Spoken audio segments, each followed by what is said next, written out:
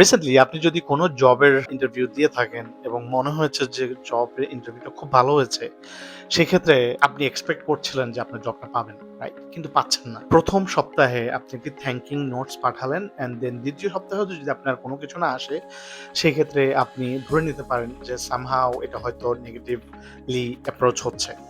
তারপর আপনি জিজ্ঞেস করতে পারেন আপনার ম্যানেজারকে একটা ইমেইল পাঠাতে পারেন যে আপনার স্ট্যাটাসটা কি। যদি ম্যানেজার আপনাকে রিফিউজ করে বলে যে unfortunately we are not moving forward with you, সেই ক্ষেত্রে আপনি খুবই ইম্পোর্টেন্ট যে আপনি আপনার ম্যানেজারকে বলবেন যে ফিডব্যাক দেওয়ার জন্য কেন আপনি জবটি পাননি।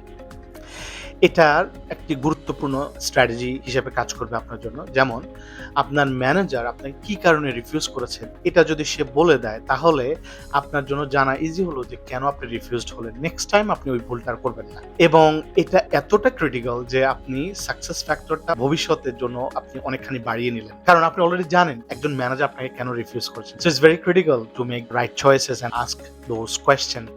যদি কোনো ম্যানেজার আপনাকে অ্যান্সার না দেয়, আপনি ইমেইল পাঠাচ্ছেন না দেয়, তাহলে বদার করার দরকার নেই।